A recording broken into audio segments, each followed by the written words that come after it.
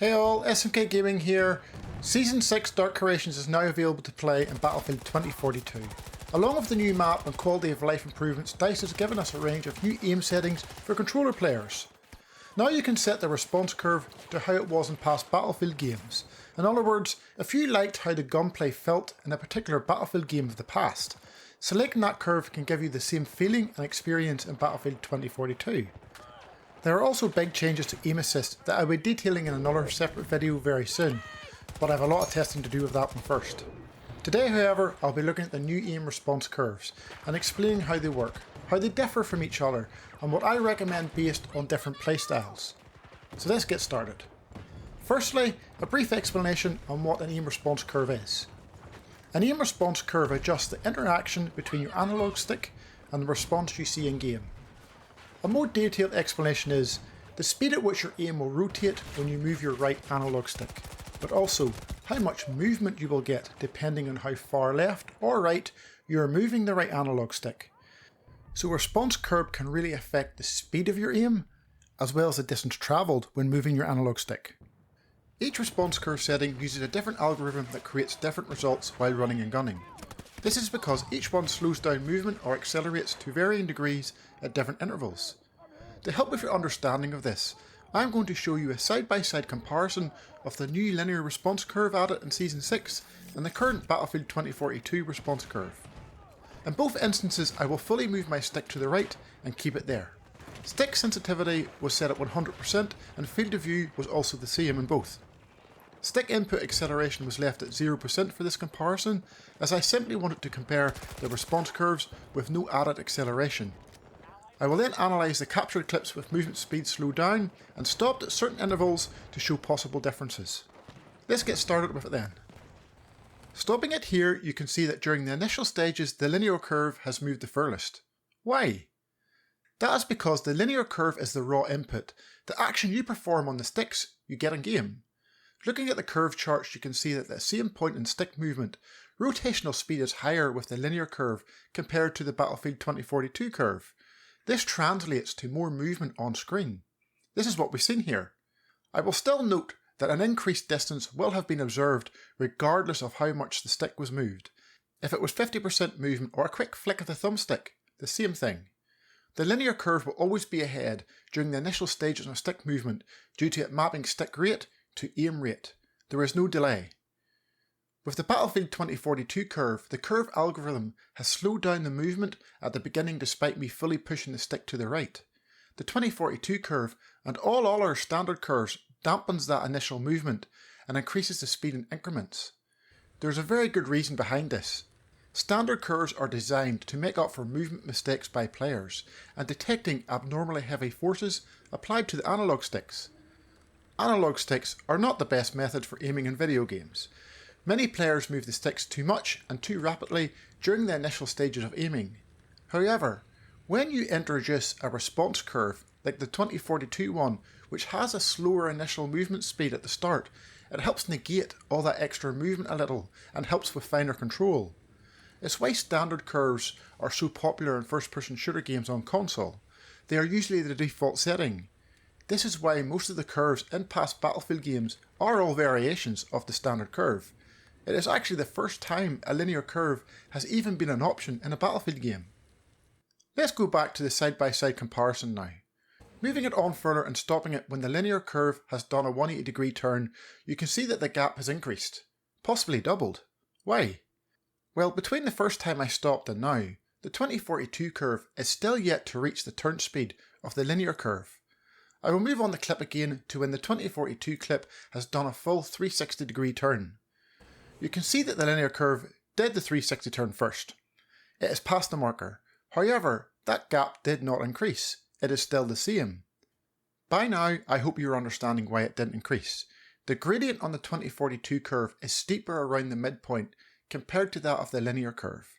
After the initial dampening effect caused by the response curve, it started to accelerate at a faster rate to achieve maximum rotation speed. I've put a line in the chart to help illustrate the steepness of the curve now. Compare the gradient off this white line to the gradient on the linear curve at the same point. It's steeper on the 2042 curve. This demonstrates the acceleration at this point in this curve. it has increased compared to that of what it started at. This is why the gap no longer increased. Both rotational speeds are now the same. How they got there low varied, with one curve staying steady with one-to-one movement throughout, whilst the other had varying degrees of acceleration. It incrementally increased in speed. I hope this demonstration and the graphics I've used have helped with your understanding of this, because we aren't done yet. There is still one more comparison I would like to make before giving my guidance on what to use. You may have heard complaints in Battlefield 2042 regarding controller input delay. You may have felt it yourself whilst playing. This relates to the instance you perform actions on your controller and the time taken for those actions being presented on screen. Many players have been complaining about there being a delay in this. I think you can see where I'm going with this. This could very well be related to the Battlefield 2042 response curve being slower in the beginning, so its increments to reach max acceleration were lower at the start compared to previous Battlefield games. It therefore gave the perception of not happening quick enough compared to what players were used to. This look can compare 2042's response curve to that of past games to see if this could potentially explain what players were feeling. I will be comparing it with the Battlefield 5 and the combined Battlefield 1 and 4 curves. I will only be looking at the initial movement speed here. That's where the complaints were, the initial input and response on screen. For this comparison, I want to compare the rotational speeds as accurately as possible. So as well as selecting each game's response curve, I will also be selecting the accompanying stick acceleration for that game, as this is usually on by default and players may not change it. This will add additional acceleration when the stick is fully pushed all the way to the left or right. I did not select the stick aim acceleration in the first comparison, as I was only wanting to compare the curves to show you how those alone affect movement and speed when aiming. As you can see, the distance travelled is greater in 2042 than that of the other two. Battlefield 5 is second, but only just, with the combined Battlefield 1 and 4 response curve being the least responsive. From where the movement first began in all clips, this is 6 frames later. These results appear to debunk any suggestion that the curve was to blame. Or does it? How many of you out there turn off stick aim acceleration? I certainly do. The reason being that it can mess with muscle memory. A lot of players turn it off and instead choose to increase sensitivity. So let's compare them again, with stick aim acceleration off this time. Now that's a big turnaround, isn't it? As before, I've stopped each clip after 6 frames of movement. The 2042 curve is now the least responsive. Its curve compared to past Battlefield games produces the slowest response in game, which translates to a slower initial movement speed. The difference compared to Battlefield 5's is actually quite large. Look at the distance between the initial starting pole and the second one in the first clip. Now look at the distance between the second pole and where Battlefield 5's aim is in the second clip. The distance it has travelled is more than double the distance Battlefield 2042's did. If you have been finding what you thought was controller input delay and play with aim acceleration off, this may partially explain why you get that sluggish feeling when you begin moving your right stick, especially when compared to the past Battlefield title, Battlefield 5. Of course, controller input delay affects many other things, such as button presses and ADS speed when the triggers are pressed, so these findings would not explain everything. That is the end of the comparisons now, folks. Time for some guidance. So which curve should you use? I do not recommend a linear response curve for new players or players that struggle with finer control of their aim. You will end up over-aiming a lot, especially if you panic with your aiming. If you play with a very low sensitivity, however, then it could well work for you, as the initial slower acceleration of other curves may make movement at the start too slow. Of course, you could still pick one of the standard curves and add aim acceleration on top of that curve, but just be aware, additional aim acceleration can mess up with muscle memory.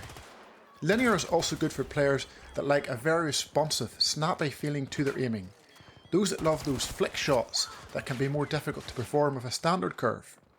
If you struggled with a feeling of a controller input delay, then a linear response curve could be the one for you. Just be aware though that if you do choose a linear curve, you may need to reduce your overall sensitivity as a result. Movement will feel strange and floaty in the beginning with your current sensitivity. That's my guidance, folks. However, at the end of the day, it all comes down to personal preference. If you played Battlefield 1 with a 90 field of view, 50% soldier stick sensitivity, and you like that. Set that as the same thing in 2042. It's great that we can now do such a thing. Absolutely fantastic. Credit to the developers for adding this in the game. Particularly Julian, who I know worked on this a lot. Just be aware of a few other settings when trying to set it exactly like a past Battlefield game. A different field of view, a difference in left-right aiming acceleration, different dead zones, and a difference in aim assist could all make it feel different. Try your best to have these the same in 2042 as the game you're trying to mimic. I know aim assist options are different in 2042 with this update, and it could be a struggle to get them the same, but I will be addressing that in the next video. I really hope I have explained these new response curves in a way that you can now fully understand what they do and how they are different from each other. Rather than tell you to do this or do that, I hope you can use what I've presented to you here to make your own judgment calls on what to pick. I wanted to increase your knowledge and understanding of these response curves. Any further questions, please ask below. If you could please like up the video, I would really appreciate that and it would help me out a lot. If you aren't already a subscriber, well, this is my thing. I will explain and show things others won't, while trying to make it easy to understand. If you like that, hit the subscribe button to know when all my videos are released. Take care now folks, hope you enjoyed, I'll see you again in the next one.